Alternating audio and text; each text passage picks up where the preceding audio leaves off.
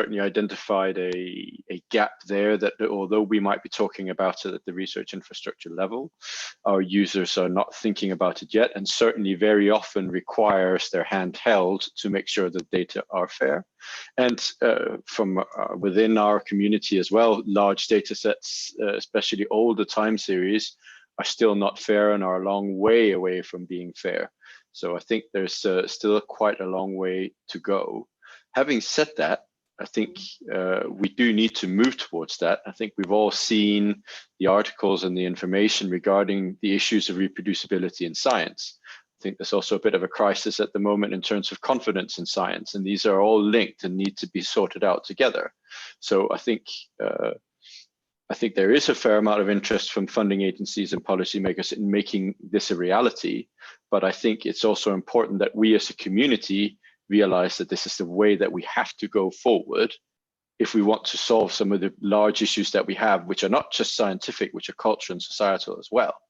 That this has to be a real priority in terms of the way we handle data, and when we set up new initiatives, that we start them in the vein of fair and reproducible. But do you think also that there is the right support to do so? Explain myself, there will be additional costs associated to delivering fair data, especially for their reuse. So do you think that this is also that funding agencies are aware of these needs and that something is going on and something that this will be taken care of? I'm not sure that I don't know if they're aware, but this is not the first issue for us in terms of biological resources. We have the same issues with things like Nagoya Protocol, where we get additional burdens put on top of us without giving adequate resources to handle them. As you've just pointed out, there's a lot of work required to make data fair. Yeah. It's hard enough to make new data fair, not without even thinking about old data. And it's underestimated, I believe, the amount of resources, and a lot of that is human resources, required to make that data fair. And that does need to be taken into consideration. Or, just like things like Nagoya Protocol, it'll take an awful long time to get it implemented, if at all.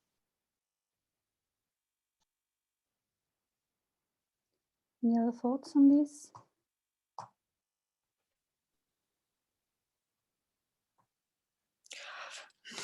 May I take the floor? This is Anna. Yes. I could not find the raise hand on my little screen because I'm using my iPhone at the moment. I'm traveling. I just would like to reflect on the final statement that it is a huge amount of people that are needed to really ensure that the data in the repositories, which now should be open for reuse, are really following the FAIR principle. So I would like to share what we are doing at the moment, because at the University of Sofia, we are very much related to both open science strategy in the country. We are working via few people distributed in a team, how to, first of all, find people who are skillful and who are interested in helping this process of making the data fair. I'm not saying that it's not possible. However, it will take time. Our steps are as follows. Last year, which means already second semester, we changed the curriculum at the university. So we introduced several courses to teach students at master level of the FAIR principles. This is not a full course. It is really 2 lectures for the students. Then we collect back their understanding, and still we have a lot of resistance, because, you know, these are already the 5th year students, if they are 2nd year masters or 1st year PhD students, and they have been taught that they need first to publish their research results and then they could use open repository. And this should be changed. So the ministry is part of our strategy to change the policy. But it's a long process, as I have said. And in fact, the worst in this process is the case when the people from some research institutes or hospitals or whatever do not want to open their repositories. And that's something which makes me very much concerned, because this will be one of the problems for EOSC, because European Open Science Cloud really needs to have an access to many repositories. So you see, it's a very complex process. The good thing is that we have RDA node at the university, which will be responsible for part of this, and we are member of OpenAIRE. But that's my concern, that we really need a lot of people and we do not have them. That's my final at the moment. Yes, exactly. This goes again in the direction of the additional resources we would need to implement FAIR in practice. And anybody else, have any of you received a, let's say, direct indication from your funding agencies that you are supposed to deliver FAIR data in a certain amount of time from national funders? Or is this, has this already been incorporated into the, let's say, one of the missions of your research infrastructure? Yes, I can perhaps contribute on this. Roxanne was from Belgium. Yes. Well, in Flanders, well, Belgium is a complicated situation, so I'm just going to focus on Flanders. We have the Flemish Open Science Board, and in that aspect, they're currently drafting the KPI for delivering open data and fair data. So there will definitely be from Flemish Open Science Board is closely connected to AWE and FWO, which is our Flemish funding organization. So we're definitely looking into, they're definitely looking into delivering as much fair and open data as possible. And through KPIs there and budget, they're helping the research institutions to get as much open and fair data as possible. To help, but also to reward. So will there be, let's say, a different proportion of funding if infrastructures achieve? Yeah. At this moment, they're still in discussing this, so the reward system is not completely clear yet, but definitely if institutions do not get to their KPI, for open data and fair data, then they will have to say what remediations they will undertake to get there. And then, of course, after some time, it will not be immediately. There will perhaps be some repercussions also financially, but it's more that they're having the institutions take up this in their policy levels and so on, and not necessarily immediately for the researchers. But of course, also researchers are being pushed towards this by, for example, making sure that DMPs are in place and that they deposit their research data at the end of the project. So it's on different levels, but yeah, financially it's not clear yet. And which time frame do you have for defining, for example, this? If I have it in mind correctly, they're drafting them right now, so I think for 2021, and then there will be a growth path for all of the institutions to get to the 100% fair data. And then, of course, we also follow as open as possible, as close as necessary. So, but definitely for fair data, there's a growth path, but I don't know it by heart what it is. Thank you. Any research infrastructure that wants to express any opinion on probably difficulties if you would see yourself in front of a statement like the one in Flanders. So you need to achieve a certain degree of fairness within a certain time frame, otherwise your funding may be compromised. How would you react to this?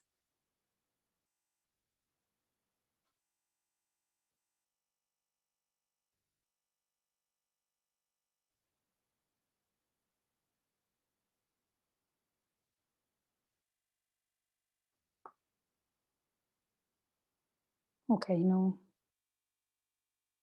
Yeah, Nicholas. Since nobody else is answering, I mean, we are in the situation where we're only going to start producing lots of data next year. So for us, we're going to start in this time frame anyway. But with most of these initiatives where we're trying to change mindsets and change things fundamentally, I think it's good to introduce targets. I think it's good to introduce rewards because it's far too slow otherwise. And things in research are going so quickly at the moment that if we're slow about it, then it's going to take a lot of time, and in that time we'll produce even more data that's not fair yet. So I wouldn't be opposed to it at all. And if there was a reward system, I would certainly be aiming to get within it so I could benefit from it. Yeah, so for what I see in this group, we don't have, let's say, serious concerns. We don't have representatives from those who said during the EOSC, the SRIA consultation that there would be concerns about the metrics used. So are you,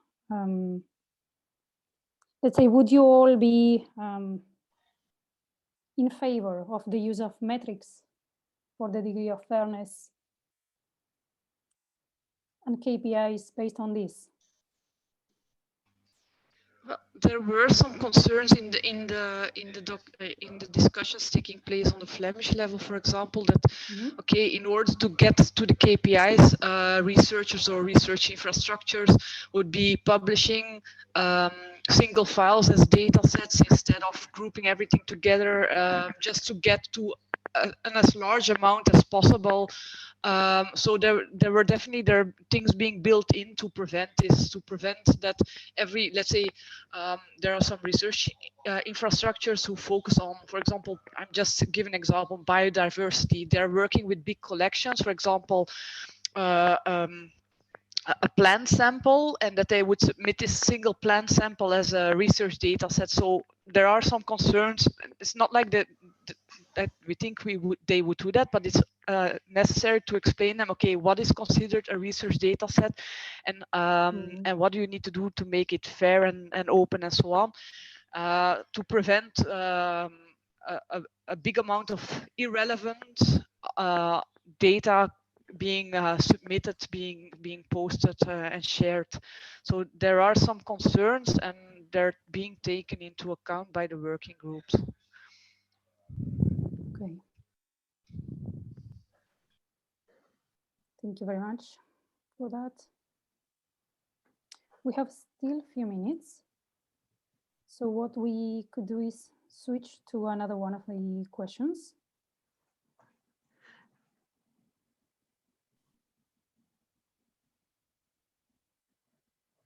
I just wanted to add a point to the discussion is, can't we see improving the fairness of our services as an asset for the research infrastructure, and in order to be able to better serve the users? And we have some of the users, at least in my domain, that are operational users that anyhow need to aggregate data coming from different research infrastructure. And there we have to think what would be the cost of not being fair and not implementing such recommendation. And this is something that I haven't seen put on the table. So the cost of not doing it, instead of putting always in front of the table the cost of doing it. The cost of doing it when we will really know how to do it, on recent data and new data will not really be an issue. But the cost of not doing it for service development and engaging with new users will really cause problem and cost much higher price than the cost of doing it. Yeah, probably the issue with this is the fact that we still don't know very well how to quantify, because there is no experience. So the cost, the benefits that FAIR will bring are not easy to quantify. I don't think even the investment to become fully fair can be easily quantifiable. And probably it will require some time to see, for example, the reusability. There are some hypotheses, but nobody can know now how will something that has never been done turn into in the future. So when this will be usual practice, will it become more, let's say, will reusability increase? It's a little bit difficult to put a number on that now, I think. Yeah, but what we have to be aware is that EOSC will not work without us being able to implement this fair principle, because otherwise we would put a lot of things on EOS and with rubbish in, rubbish out. So we really have to arrive to a certain level of fairness, a certain, not full, but a certain level in order to be able to benefit from an infrastructure like EOS. Nicolas, is this a new hand? Or? Yes, it is. I just wanted to say that I completely agree with Sylvie, particularly about the point of if you put rubbish in, you get rubbish out. And I think this is really important to bear in mind for the Science Cloud, is that there's quite a lot that needs to be done to ensure that the data is of high quality certified as well before it comes out again. So it was just to agree wholeheartedly with what Sylvie was saying. The point is, do you think that research infrastructures have today the means to guarantee the quality of data and also to guarantee the fairness, a high degree of fairness? I think that we are working on it and we are improving in order to first better serve our users and then to better serve some operational services that exist and that require access to our data. So we are on the process of doing it, and if the research and infrastructure don't know on the quality of the data that they are providing, I'm wondering who knows about it.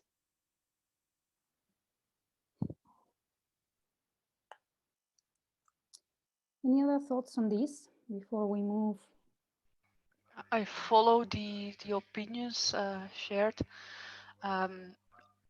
In my past, I've been heavily involved in something called Europeana, European Digital Library.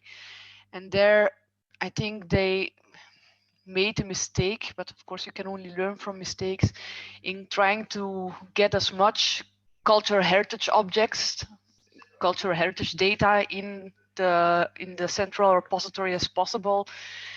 And now there are millions of objects there, but so no one can do much with most of the objects because they are too generic. Metadata quality is too bad. Even the data quality, like the media representations, are too bad. So it's better, as Sylvie says, to first try to get grips in the research infrastructures, working on the quality of data there, on supporting the researchers to submit high quality data, and then try to aggregate that. Who's financially supporting Europeana? It says, I think it's CEF Creative Europe facility, Connecting Europe facility, CEF. But the thing is that they're still cleaning up the past, even 10 years later. So. Mm-hmm.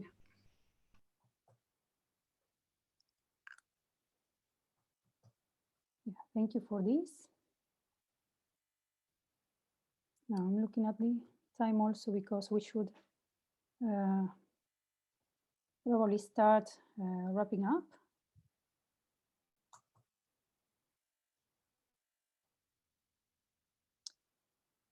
Now, Dominic, can I?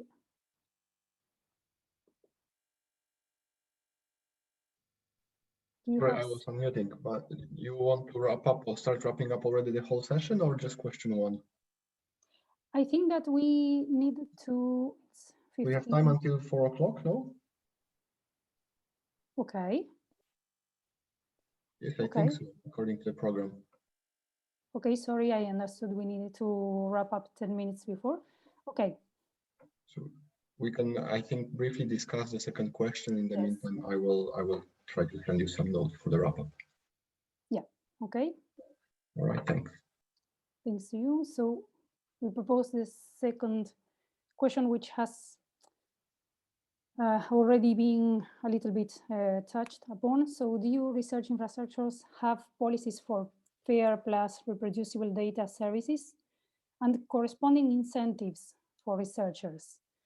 If not, are you working on such policies? We touched upon the fact of, let's say, moving towards fair, but not about incentives.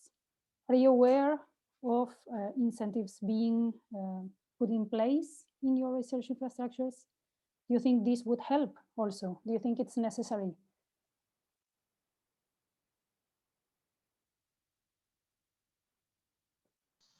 So our most recent experience was with the TA project, so with transnational access. And as part of that, part of the expectations and requirements of the users using the TA program was to afterwards make their data fairly available. We'd set up a service for this, we'd set up procedures for it. And I think so far out of 150 users or something like that, we've had 20 people comply. So I think without incentives or rules, I think it's going to be very, very difficult to actually enforce it.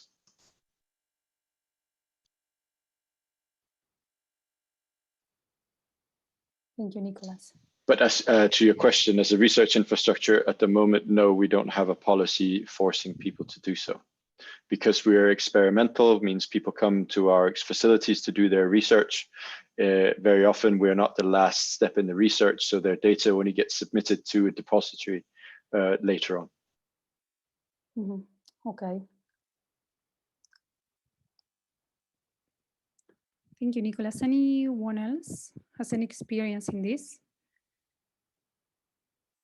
I can tell you that for our infrastructure, we still do not have a mechanism of rewards towards users that make their data available even, for example, before the embargo period. However, we promote this highly especially for COVID samples. We try to contact all the research groups and push them to publish with a much shorter embargo period.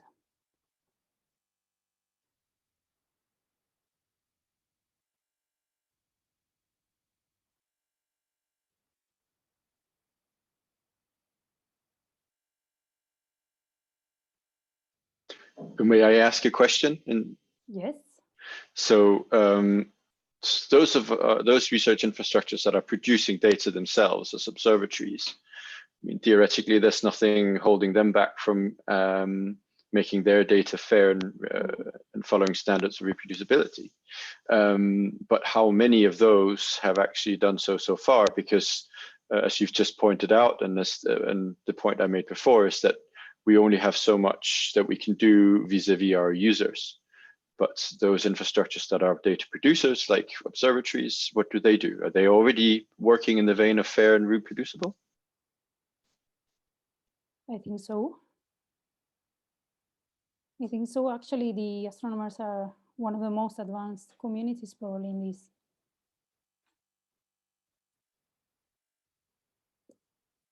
I think we have higher problems or degrees of variabilities in infrastructures that deal with many disciplines. Many of our analytical facilities deal with cultural heritage, energy, material science. So it's, let's say, much more a challenge in this case, because we really need to go through all the disciplines and comply with all different standards for metadata, and it's not an easy task to go behind of them if you are not a thematic infrastructure.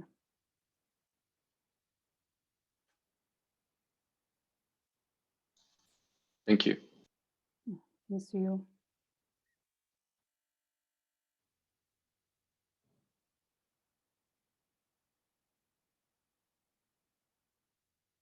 Okay, if there are no more thoughts on this, we could try the last one just for a fast reaction. Are your research infrastructures aligned with FAIR plus reproducible principles? If so, how or how not?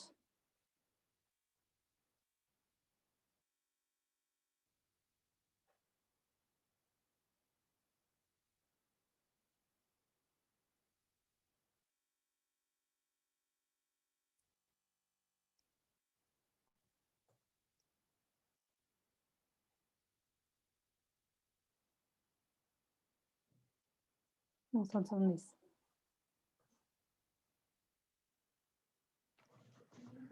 So in the operational sonography domain, we are a few research infrastructures that are working together in order to move towards implementation of FAIR principle, but step by step, in order fixing some mandatory features that we want to have all the research infrastructure to be implementing, so that we are able to share our data and with operational services, and that we are able also to construct products from the research infrastructure.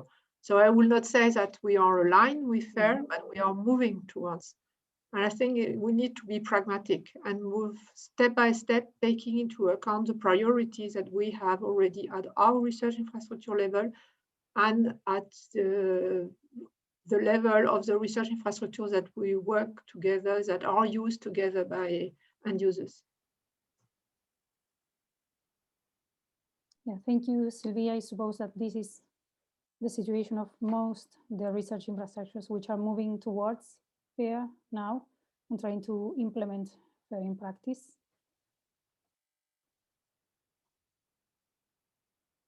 In this case, what do you find as the most difficult thing of implementing FAIR in practice? This would reply in part of how not.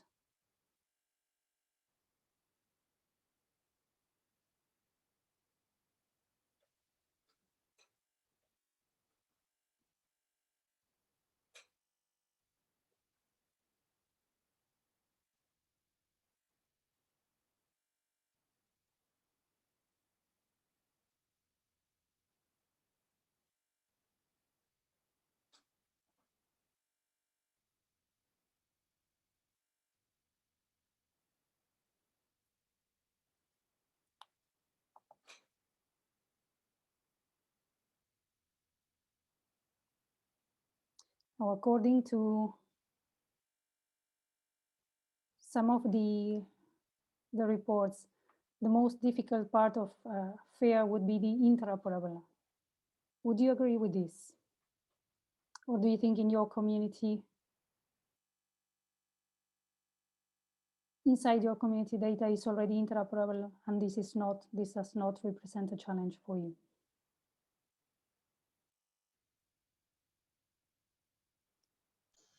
It's certainly a challenge within outside of. I'll let Sylvie speak on behalf of oceanography, but in terms of marine biological science, this is certainly a challenge, especially with making backward compatibility with older data.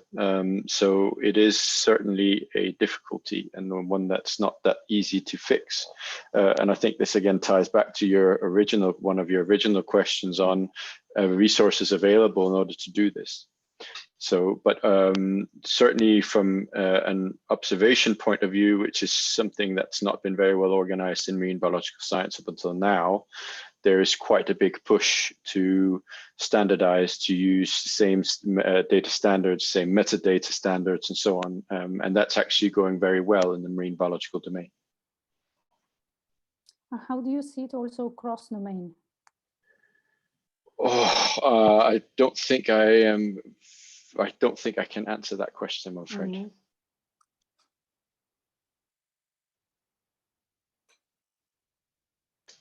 If you give us a couple of months, we can get back to you on it. We've actually got 2 projects in the EOSC pipeline, which are hoping to use interdisciplinary data from 2 different EOSC clusters, so between environment and life sciences.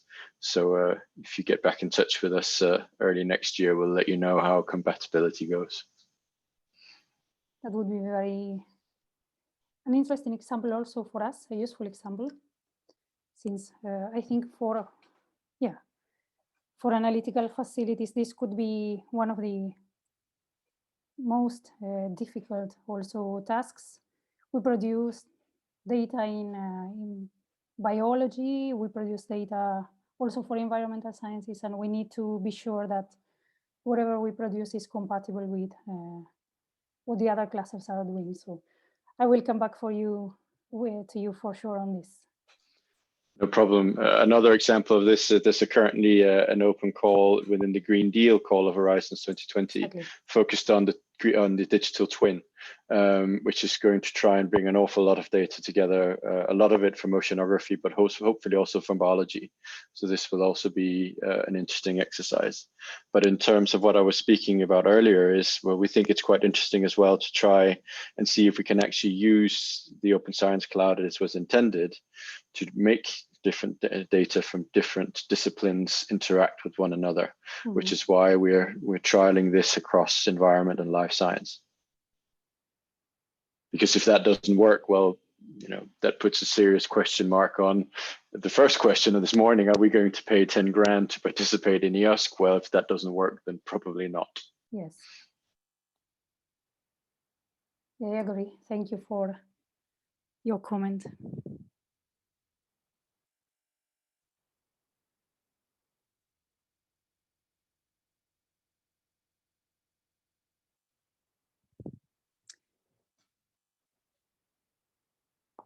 Any other thoughts on this?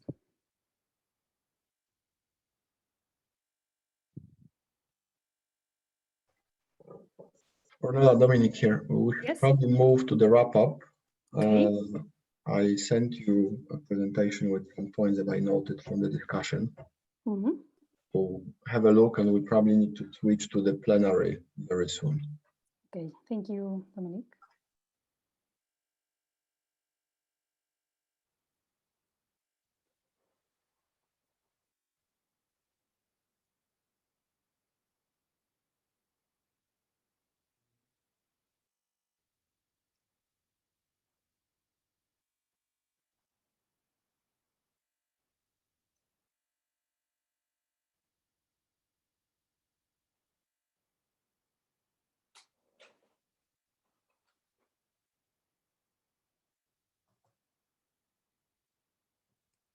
Okay, so I will try to share my screen now and let me know if there are any important points that we are missing.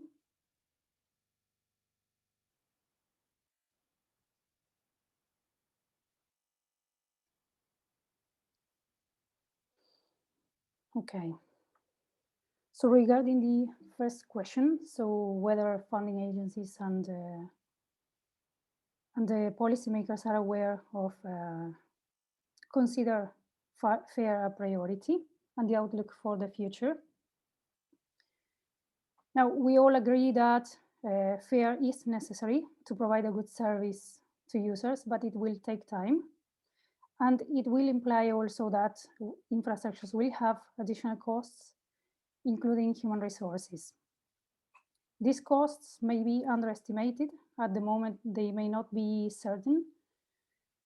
Some countries are, some funding agencies in some countries have already developed KPIs that are related to open science and fair data to motivate research organizations to implement these principles.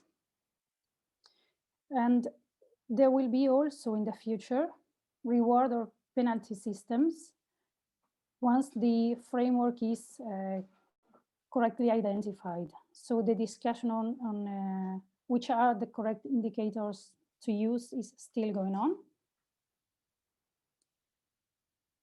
Now, it's necessary to push the implementation of FAIR somehow, so to introduce targets and rewards. Otherwise, FAIR will not happen. And there is the risk that organizations could manage their data sets in the way to maximize the rewards. So this is a concern by the funding agencies regarding the previous point. And indicators need to be clearly defined to be sure that these rewards will work in the proper way.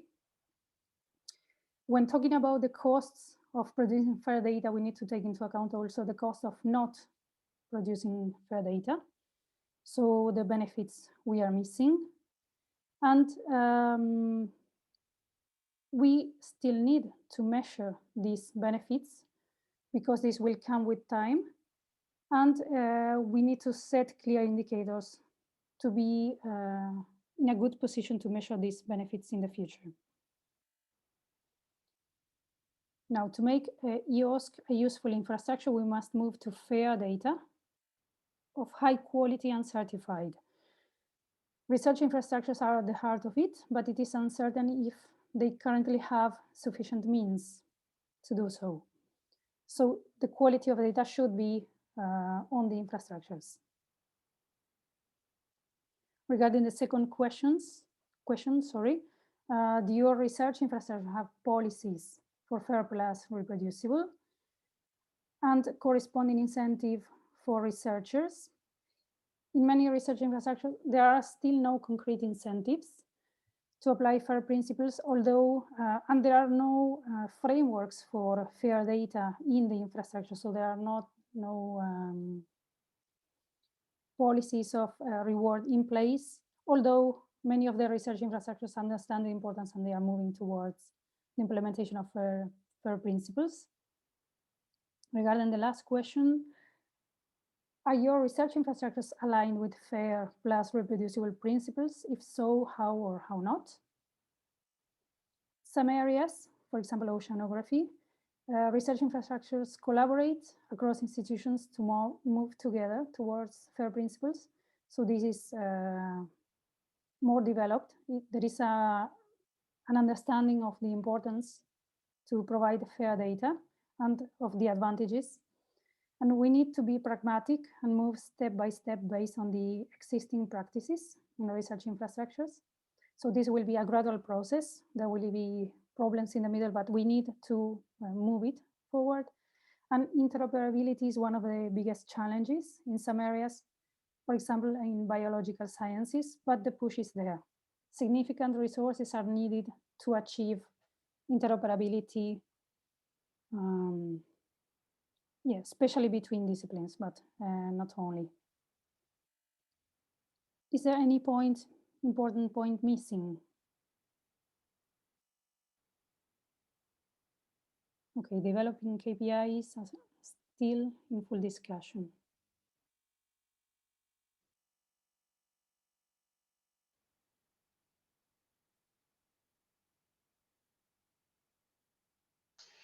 I would perhaps just clarify that on the point about the biological sciences, this is mainly a backward compatibility issue rather than current data.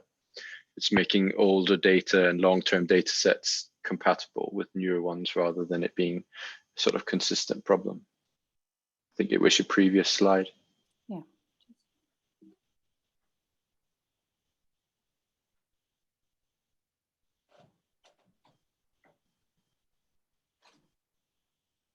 Here.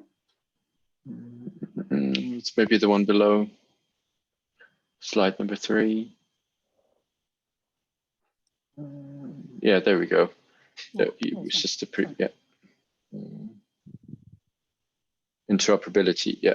So it's predominantly, or it's certainly a problem. It's a backward compatibility problem. So it's some older data, and very often these are long-term data sets, which are really important in environmental science as well. And there's some issues with making data fair. And again, we're back to the human resources and so on. Yeah, one point is that we always talked about data, but actually FAIR goes beyond that. And this is... I do think, I'm not sure if you captured it, there was our colleague who spoke early on about the initiatives that they had at their university to introduce FAIR to the students. I think that's a point that's worth mentioning as well, because it's definitely the way forward is to start introducing these principles early on. And I think this is a really nice initiative, and I think it should be appearing in many more places, because it's what things are going to be like in the future. Mm-hmm. Mm-hmm.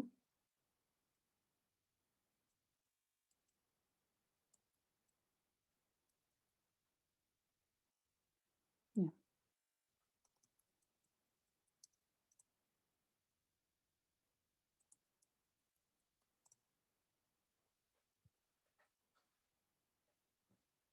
Yeah, thank you very much for taking part in this session. You're right, this was a missing point. So if there are no more comments, just to... Ornella, I adapted the text. I will send you a newer version. Okay, thank you. And I think that's it. We can just relax a couple of minutes until we are moved to the plenary. Thank you very much. Please just don't press leave room. Wait for us to move you back to the plenary. If you press leave now, you're going to leave the meeting altogether. So just stay here and we will move you back. Thank you very much. Thank you. Very fruitful. Thank you. Let's see how the technical stuff will go on. So we just stay. We do not touch anything. Yeah, you just stay and relax, and they will do. Okay.